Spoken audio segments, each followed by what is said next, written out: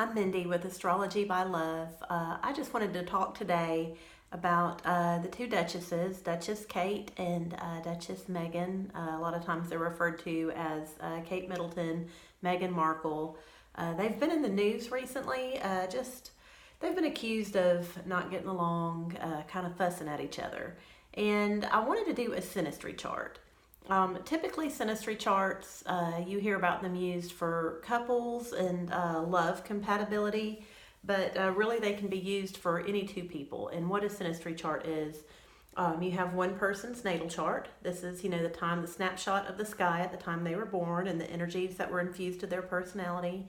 And then you take another person's natal chart and you put them together and you see how those energies balance off each other and connect, and that tells you a little bit about what you can expect in a relationship.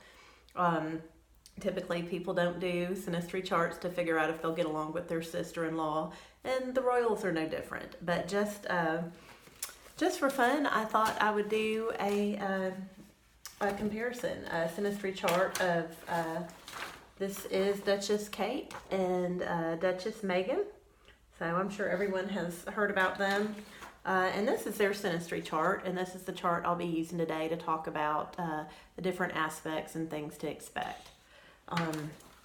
So the first thing I noticed when I looked at Kate and Meghan's chart was all the planets that Meghan has in Kate's 12th house. So right here, from this line to this line is Kate's 12th house, and these are the planets that Meghan has in there. The 12th house is really kind of difficult and can require special handling. Anytime someone has planets that fall into your 12th house, that makes you sensitive to them, super sensitive, and you probably don't know why.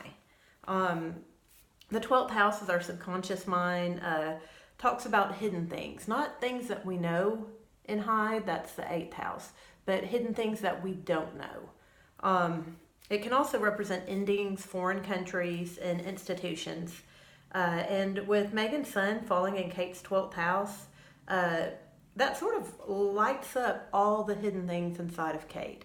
Not only is Kate sensitive, but all of a sudden she's seeing some buried emotions, forgotten memories, seeing and feeling things all of a sudden, and she's not quite sure why. If Meghan was Kate's therapist, this would be a wonderful position. However, to continue in life and have these emotions brought up and, constantly see things about yourself in a sensitive way, hopefully Meghan's, really sweet to Kate about this, but this is something that neither one of them probably know or understand. And so that alone is definitely a struggle. Meghan's Mercury is also conjunct her sun right here. So this is Meghan's first house, but it falls into Kate's 12th house. And so, Meghan's Mercury, this gives Meghan a bit of a psychic intuition into Kate's mind. So Meghan knows what Kate's thinking or feeling a lot of times. About like those deep subconscious buried things that Kate doesn't even quite know. She can see stuff that Kate, herself is probably struggling to understand. And depending on other aspects in a Synastry chart, this may not be such a bad thing. Sometimes you see like two couples and they just know what the other is thinking. Mercury may be in the 12th house. That may not be a bad thing. However, unfortunately for Kate and Meghan, Kate's Mercury is over here. This is in Kate's 6th house, and it is conjunct Venus. Venus is the planet of love and luxury, and being conjunct Kate's Mercury, Mercuries are planets of thoughts, how we communicate, our thinking process. The Venus-Mercury conjunction of Kate's is opposite Meghan's Mercury, which is falling into Kate's 12th house. So this is kind of painful. What this means is that Kate's style of speaking and thinking is normally expressed in a very loving, sweet way. It's typically very honest and peaceful. And a lot of people probably appreciate this about her, especially falling into the 6th house of everyday routines. She's good at communicating on, regular daily things. And so with her Venus Mercury conjunction right here opposite, this is that red line, opposite Meghan's Sun Mercury conjunction, Meghan and Kate have a very difficult time communicating. And Kate, probably sees herself as loving and constantly saying positive things. She may even have a beautiful singing voice, but this is, Kate's probably been told her whole life how sweet she is and the things she says. And she is perceiving Meghan as not being sweet and as not thinking sweet. And Meghan is not necessarily not thinking sweet or not speaking sweet, but that is how Kate's perceiving it. And they both perceive the other in a difficult way with their Mercuries being opposite like that. And so then with Meghan's Mercury falling in Kate's 12th house, no less, Kate is not only frustrated by Meghan's thinking and communication, but it's stirring up all that 12th house stuff, that sensitivity. And Kate probably feels violated and traumatized somehow. Probably not even sure why, which, would naturally lend itself to feeling a little crazy and causing some aggression towards the new sister-in-law. Now, I want to look back at a single point in Meghan's chart. So, Meghan right here has her Mars in her own 12th house. So people with Mars in their own 12th house, it kind of shows a struggle with anger and aggression. They need to keep busy, but they're not always sure how. And when you have Mars in the 12th house, you can get angry and you're not quite able to talk about it or show it. And so it kind of builds and builds and builds. And if you're not exercising to get it out, if you're not staying busy to kind of get all that energy out, it builds up and then it can come out just with a burst. It'll be a huge overreaction to something very small. It typically would create an awkward, sort of embarrassing moment for Meghan to have Mars in the 12th house. Mars in the 12th house is also... people tend to be paranoid with Mars in the 12th house. They think they have enemies. They think people are out to get them, even when they're not. So a lot of times it creates a sort of paranoia. So with Meghan's Mars in the 12th house, it's also in the sign of Cancer. Cancer is not very direct. Mars doesn't really enjoy being in the sign of Cancer. Cancer's a little passive aggressive. So these outbursts that Meghan may be having aren't necessarily direct and out there as much as they are passive aggressive. And that's just sort of a struggling place. And speaking of Mars, that's another problem that the two Duchesses have. So Mars is not super happy in Cancer. It's also not super happy in Libra. So when we look here, we see that Meghan's Mars is in the 12th house and that it is squaring Kate's Mars over here in Kate's 3rd house, which is in Libra. So Kate's Mars is just over 10 degrees and Meghan's Mars is just over 11. So this is a really tight conjunction. So they really feel this. Like I said, Mars is in Libra in Kate's chart. And, Mars is our energy and aggression. It's the masculine side of our sexual desire. It's how we go after things. It's typically ruled by Aries and Scorpio. While Mars in Cancer is passive aggressive, Mars in Libra is indecisive. Both struggle with showing their anger and both show their anger in indirect ways, albeit very different ways. So someone with Mars in Cancer may say, oh, your children aren't acting so bad today, batting their eyelashes, smiling. While someone with Mars in Libra may say, you might need to help your children behave, or not. It's up to you, however you want to do it. Both are not very direct and to the point, and and with both the Duchesses Mars squaring each other, it's a struggle. It's a battle for them. They're both of these Mars styles are unhealthy and repressed, and with their square to each other, the way that they express their anger annoys the fool out of both of them. So it kind of builds and it builds and it builds, and it's rough. Best case scenario is that they both, simmer underneath while silently judging each other. Realistically, though, behind palace walls, there's probably little comments, looks, ignoring each other that takes place. After every family outing, I'm sure Prince William and Prince Harry have to hear about their sister-in-laws from their wives, probably quite a bit. This, again, it's difficult. Kate's Mars in Libra also has a loose conjunction to Meghan's Jupiter, Saturn, and Moon conjunction. So that's here is Kate's Mars again, and here is the Jupiter, Saturn, Moon conjunction. You can see it's really tight at 4, 5, and 6 degrees over here of Libra. And so this conjunction in Meghan's chart brings, crazy high standards and ambition when it comes to third house matters, which is communications, our local community. Rules. The third house rules communications such as TV, radio, newspaper, and with the moon added to Meghan's Jupiter-Saturn conjunction, this shows us that Meghan is not going to be happy unless she attains these goals. And she's got really high goals of being successful and being outspoken. We know she's very outspoken when it comes to politics, and she used to be on a TV show, and these are great. This is what she was doing before she became a princess.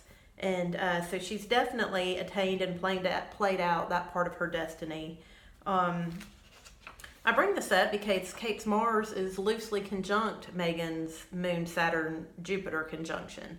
So, best case scenario is that Kate's Mars gives Meghan energy and stamina to continue being outspoken and to speak her mind.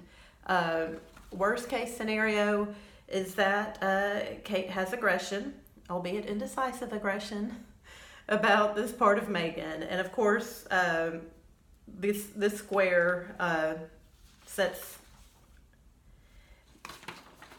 Where are we? So, of course, this Mars, when it attaches to this conjunction and joins in, still squares Meghan's Mars. So, from an outsider's perspective, the disputes between the two of them probably look really super catty. Like just petty little annoyance stuff. And, unfortunately, the reality is that they both truly are deeply bothered and irritated by the other one. And they don't know how to express it, and they don't know how to solve it. And seriously, they probably can't without a lot of help from outsiders and some serious inner work. But we are talking a lot of serious inner work. I also want to point out their north nodes. So Kate's north node is just inside her 12th house right here. So this is where her 12th house begins. They're 1 degree apart. The 12th house, as I mentioned before, is just special. It rules institutions and doors you can't see behind. Typically, people talk about it ruling hospitals, monasteries, jails, traditional institutions you can't see behind. But in Kate's life, I've got to believe this includes the royal family and the royal dynasty. They're definitely an institution, and they definitely have some closed doors. We are not privy to what goes on behind, the royals' household doors. And so, I believe Kate has a spiritual destiny. The 12th house also talks about spiritual things. And this is something she's got to work on behind closed doors and away from the public. Meghan came into Kate's life when Pluto has been transiting Capricorn now for quite a few years. And so, Pluto has recently transited not just her sun, but also has been opposed to her moon. And Meghan came into her life at this time. So I do believe this is sort of a destiny karmic thing for Kate. And Meghan is there to stimulate the 12th house and spiritual things in Kate. A lot of times we get to our destiny through pain, through uncomfortable situations. You know, we have to be forced to grow. And I believe this is, you know, part of Meghan's, you know, place in Kate's life, is to force her to that spiritual destiny in the North Node. You know, and Kate and Meghan have a really difficult relationship. Now, Meghan's North Node is in her first house of the self. And like I said, it's got a loose conjunction to her Mercury and Sun. Let me show this right here. So we've talked about her Mercury and Sun because it's opposite Kate's Venus and Mercury, but the North Node is also involved. And so Meghan's North Node is in her first house, and that is the house of self. So that's the house of self. So Meghan's South Node is in the 7th house of long-term relationships. So what this indicates is that Meghan is currently comfortable, or has in the past been comfortable, with long-term steady relationships, but her destiny is to be individualized. Not necessarily throwing away all long-term relationships, but not losing herself in them and being an individual member, to stand out. Her destiny is to stand out. And, you know, as part of the royal family and the royal clan, that's kind of a place to fit in. And so it's kind of hard to fit into a clan when you were born to stand out. You know, normally I would, you know, like to focus on some positive things right now, but there's really not that much.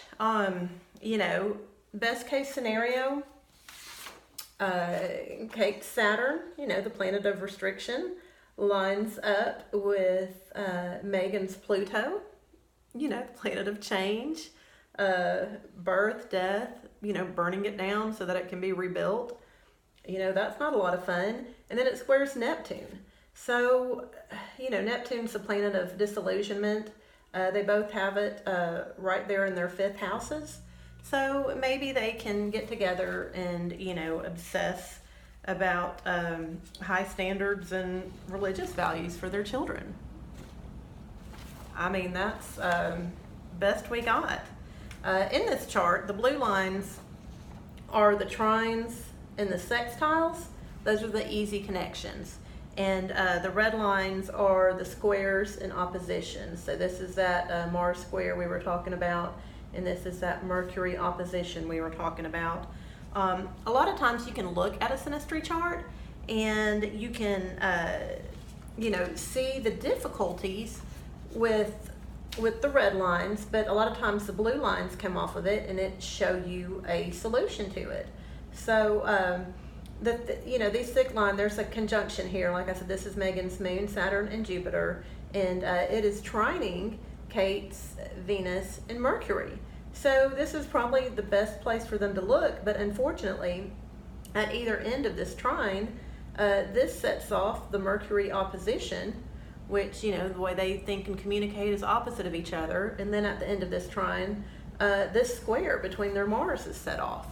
So it's kind of hard to, you know, find a, you know, give some advice in this situation of like what they should do, what they should, you know, how they can get along. I mean, it's truly going to involve a lot of intense self-work and patience on their part. You know, if these two had come to me and asked me to do a synastry chart of like whether to get married, you know, I would have said very loudly, don't do this. You know, when your Mercury is that damaged and the Mars, it's just difficult. And seriously, if these two had been considering marriage, they probably wouldn't have gotten far enough to even be engaged or to look at it. You know, so however, when most people get married, though, they don't consider their sister-in-law. I'm sure, you know, Harry and Meghan didn't say, oh my goodness, I need to be able to get along with Kate. And, you know, Meghan wasn't around yet when Kate and William were getting together. But, you know, both of these women Kate and Meghan are in a very unique position. You know, they're really the only two in the world in these positions, and they probably, you know, would love to relate to each other about their lives. It's just, unfortunately, they really can't communicate with each other. And, you know, that's a shame. It's very difficult. So anyways, we will continue to watch these two duchesses as history plays out and what all goes on with them. I wish them both abundance and love in all their other relationships, because it's really not in this one. You know, if you yourself would like a natal chart reading, let me know. I'm working on my website right now. It's not up yet, but in the meantime, you can email me. That information is below. You know, please like this video and comment and follow my channel. Currently, a 2-page typed reading is only $50 as of June 2019. When my website is up, I will have current pricing on it. Until then, with love, next time.